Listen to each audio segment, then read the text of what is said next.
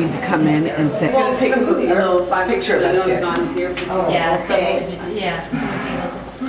It would die. Yeah, that's Okay. Is this a photo? Or I'm taking a picture of you. You have to get in a little true. closer. That's cool. Can you see Pete's? Can you see it, Harvey? I can. Hi. Oh, wait, we're not. I can see Pete. Should I move? No, you're fine. He's taking a photograph. You're fine. Okay. Has been missing. an Well, we opportunity. all miss Kenny so much. Great guy. I only He met him claims I taught him to swim when he was 6 Can I see years that? old. Look at her hair. Is that okay? Yeah. Thank No, you. I don't think there's an order. Okay. That's all her hair? No. Whose hair is that? Do you know? Whose hair No. grows that long? That's not grandma there? No? There's a little one in the corner? I mean, that would be my guess.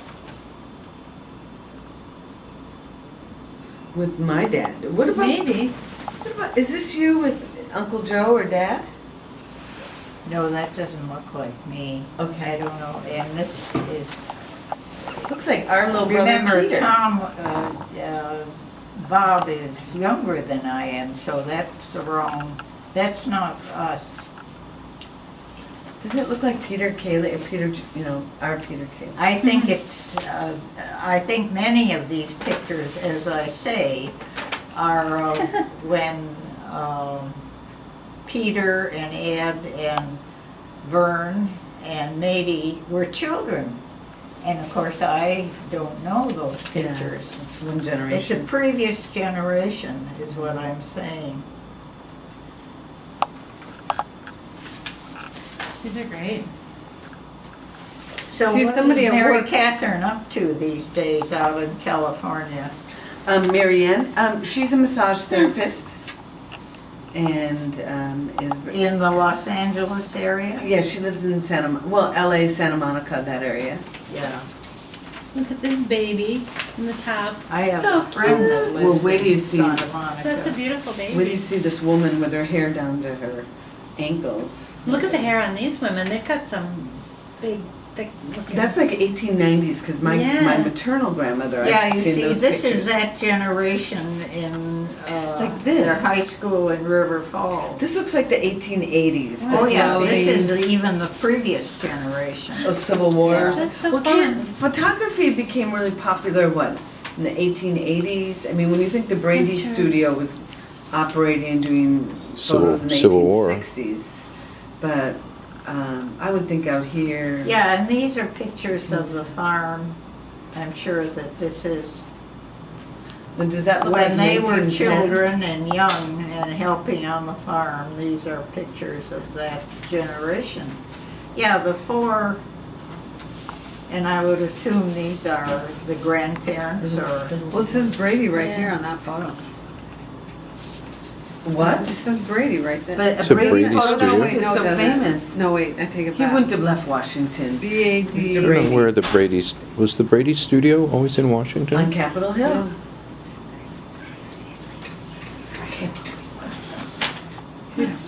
well, has Bob seen these? No, they just got to me in Washington D.C. What was happening was I've seen that he picture before. copied too.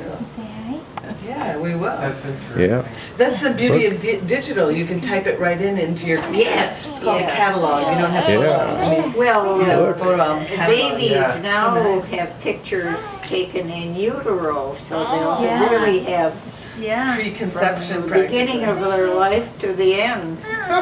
So, Aunt Dee, Hi. will you tell us a childhood story of growing up, like on the farm? Is there a memory? Or, that's okay. Okay, I'll relate it to the family. We had a family reunion. What is it now? It's, 1959 you were all or at the it. 1989 one? yeah, it was a long time ago.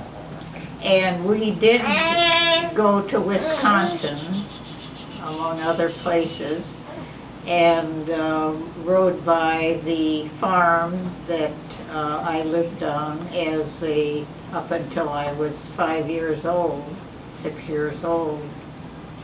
And it was Bob and I used to run up this, what we call the mountain, this very high hill, and run down again. And of course, when I saw it in the 80s, it was a very small hill. It shrunk, huh? The eyes of a child magnifies the size of everything around them. Did you start out living on the farm? No, Okay. no, we started out, and Aunt Dee lived with us actually. Oh, okay, that's in Uncle Ken's St. mother. Paul, and there are pictures of that time, and they are labeled. And she was a student at the University of Minnesota. She graduated from the Okay. University of Minnesota, Okay. and she stayed with us. And so I have very fond memories of her. So did you spend a couple of school years in? Just one. In what is it, Hammond or River Because Falls? I came to St. Paul for my first year in school. Of course, we started with the first grade. And then the second grade, we were at this one-room schoolhouse. Bob started first grade, and I was in second grade. And we used to walk to school, and it was a fair distance, a couple of miles. Oh my goodness, every day. Yes. Well, when the weather was good. That's right. When the weather was unfavorable, we would be given a ride to And school. did you Or have else not go. That was, did you have to do farm chores when you were living there?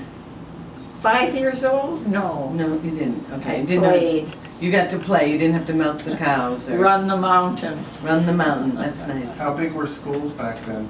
I don't know what Bob remembers of his beginning in a one-room school. We've never talked about Oh, it was it, one room. actually. And then you were on the farm for just, how long were you there? Well, then we moved back to St. Paul and lived there. And that was with, So we were on the farm, certainly not more than 3 or 4 years. and how old were you when your father left? Well, I was 16 when my mother died, and he had left. I was in high school at the time. Oh, so he was with you growing up. Just part of the time. Bob has probably told you about this. Has he, And Megan? has his dates right. Okay, okay. Because I knew he left at some point. I just don't know exactly when. Well, I don't either. I don't remember when it was. It's all a long time ago, Molly. And what was your mother Easy. like? What was your mother like? Dad's Well- never really told us about our grandmother. Well, what has Bob told you about? Megan, anything? I don't recall anything. Yeah. We were always told when we were kids Well, she I had died. remember her as a very kind, loving mother, of course. Okay. And she certainly, as you know, she died of diabetes, so I heard that. it wasn't too surprising that Joe also had diabetes. Mhm. And did she? This DNA business is really interesting. I've taken part in a number of studies. And how much should you tell family now about the possible genes that they have that would lead them to a disease? It's a real issue. And I think most of us decide not to share that information at this point because there isn't too much you can do about it for most diseases. breast cancer. Well, there are a lot Well- of treatments, if not cures, for some things, so, yeah, that gets, the more, that's a sticky, But- slippery slope, I Well, agree. but there are some Cancer things. is the real question, Yeah. isn't it? Cancer is, It is treatment only, there really is no cure Cure. for cancer. and it's hard to control the risk factors. Yeah, Right. Where in diabetes or heart issues, you do have some control over, you certainly don't have control over the hereditary part. well, But again. but you know, if that's a risk factor, you can try to minimize the others, or you can do a little How many more. risk factors do you want to know about is the question. Yeah, That's And the if slippery those slope. risk And if you can do anything factors about don't it. have cures connected with them, most medical people, most biologists say, don't give the information to the Right. patient or to the yeah. individual.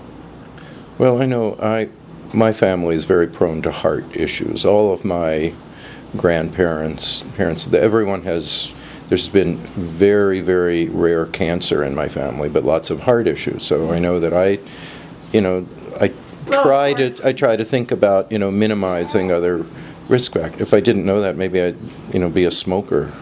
Yeah. If I didn't know that I want to minimize other heart, Well, we know factors. we can reduce some risk factors by our behavior, and that certainly is important to do.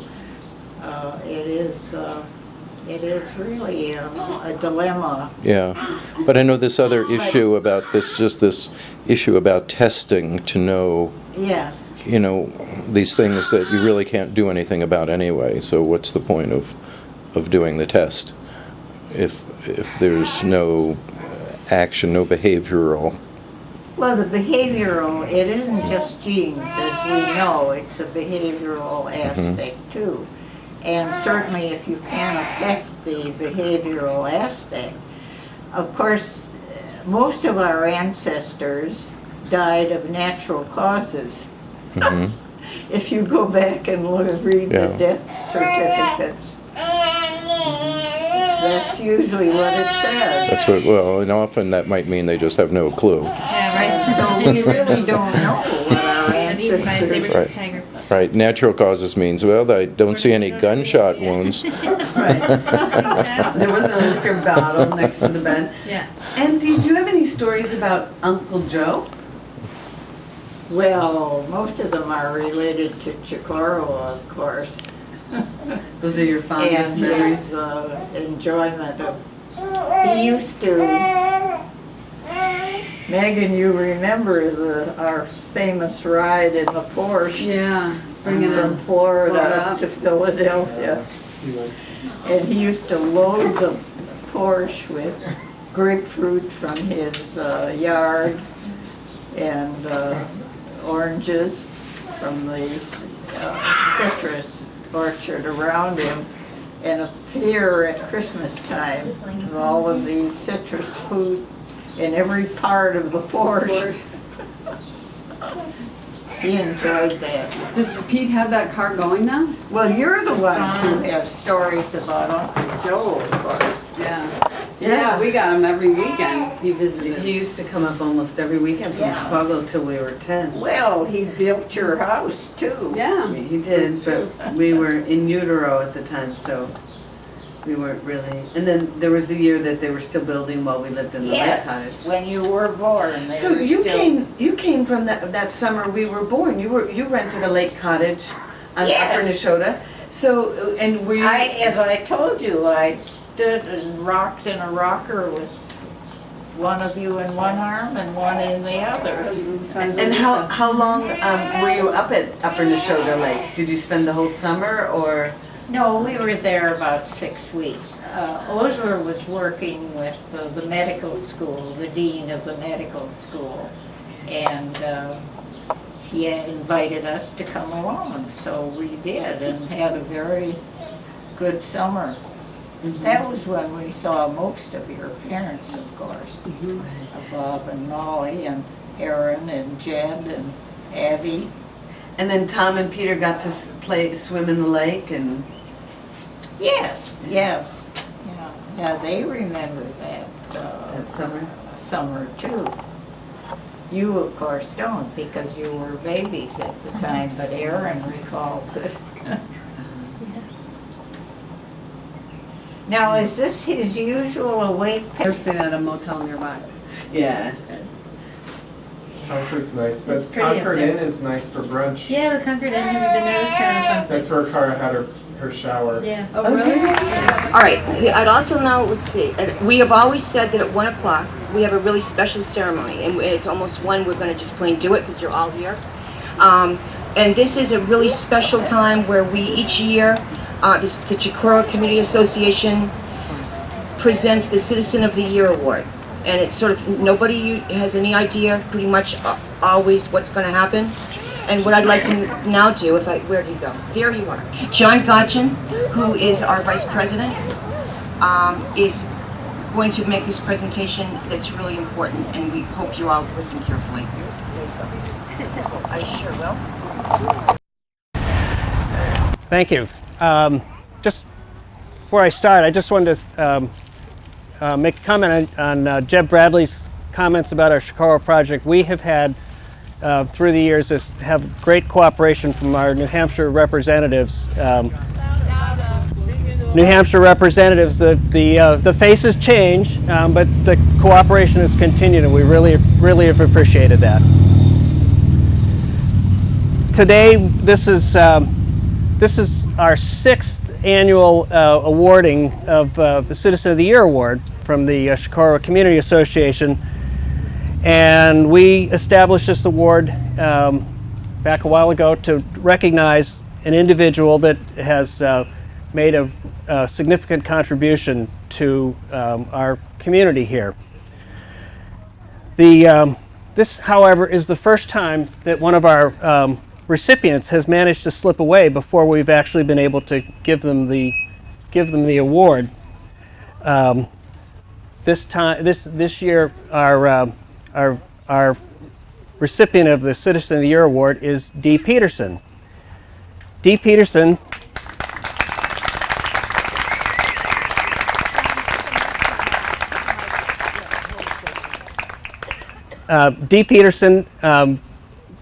she died earlier this year in April at the LaSalle home where she had been living recently in Newton, Massachusetts. She was 94, and she is a person that since she and her husband Osler's retirement in 1980 have made quite a contribution to Chocorua and to this town. She did that after quite a lifetime, and I just would like to advise people who would like to look. Her family has done a fabulous job in terms of constructing a website with her story on it, and I know you can't see this from a distance, but www.dolorespeterson.com, and there's a number of family photos there and a quite delightful story. She lived a life that was, I think, is pretty indicative of. It seems like a lot of that generation whose lives spanned the 1900s. They just seem to have that spirit that anything was possible. You just needed to take it on as your mission and go with it. She was never content to leave things as they were just because that's the way they were. She had that sense that the things that we have around us are things that somebody decided would be the way that they are. So to her it made sense, and she had the confidence to go ahead and say, well, let's take a look at that. Maybe we can do something a little different than the way it's been. And so she set a lot of things into motion here that we have to be thankful for. One of those things was her assistance in helping to create the Chocorua Community Association. She was one of the original signers of our articles of association back in August of 2000. she had an ability to find the right door to knock on, the right phone number to call, and over the years we had a procession of officials and planners from our highway department come and explain to us how we might look at things differently here, how we might go about making some change, and as you walk around the village now, you can see what the impact of those things have been.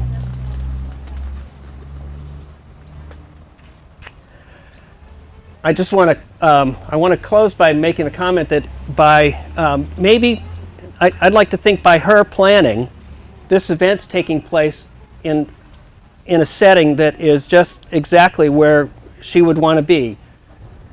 The library, an arts council event, and a community association event. All things that she was very much involved with. It just is very fortuitous that this is where we are today. I do want to add one other thing. This is an Arts Council thing. I did find out yesterday that the Arts Council is also will be honoring Dee. Their new schedule, which for the 2009-2010 season will be out this September, I believe, and she will get some recognition in that flyer for the work that she did with the Arts Council of Tamworth. We have a lot of Peterson family here today. I don't know that I can introduce all of you, but we do have a commemorative plaque for Dee, and I understand Pete was going to accept that.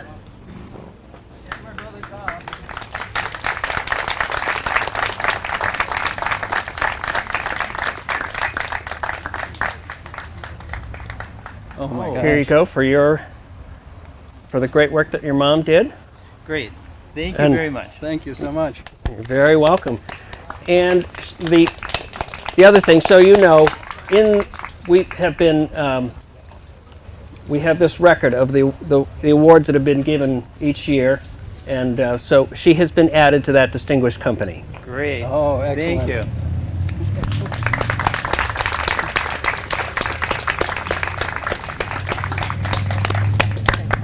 Thank you very much. Thank you. Oh, thank you. Do you want me to say a couple things? We'd love that. Thank you. Certainly, go right ahead. My parents first started coming up here when my dad was a resident at City Hospital in the 30s on ski trains, and then they had a hiatus where they had to travel around the world and live in places like New York and North Carolina. But the minute they moved back to the Boston area in 1959, they bought the house in Winchester, and they also bought the house in Chocorua at the same time. My dad had grown up in the Depression, so he didn't believe in mortgages, so they bought a house, I think, probably for cash in those days. But it was one of the greatest joys of my mom's life to be able to get back to Chocorua. And to finally, when they retired up here, and I think Larry Nickerson reminded me that it was around 81, I think, when he did his first job of moving their house. And she just loved being here. After my dad died, I asked her what she was going to do, and she said, "Oh, I'm just going to stay here. This is perfect." And it was perfect until I think it was about 99 in January when you guys had an ice storm, and she was without electricity for almost 2 weeks. And the house was set up so that she could heat and cook with wood. But she called me and said, I can do it, but I don't think I really want to. And at the same time, I had been working on building a life care center down in Newton called LaSalle Village, and so she immediately signed up for one of the first units down there. And so what she did was she was splitting her time, winters down there, avoiding the snow, and then getting back here as soon as she could every year.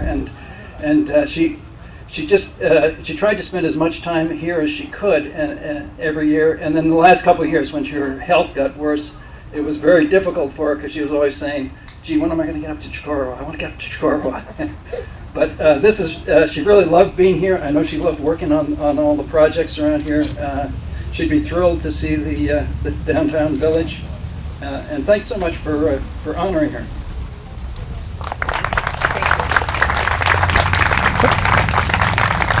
Thank you very much. It's our pleasure. And we would like to thank everybody for supporting Tamara's caregivers. It's a great organization.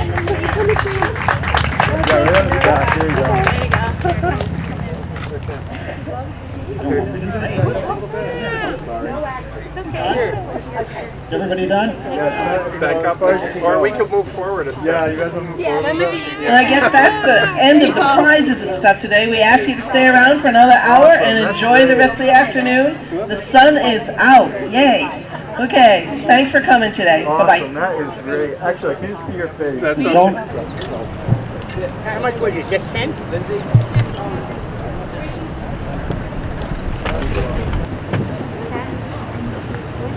Hi, how are you? How are you? You are.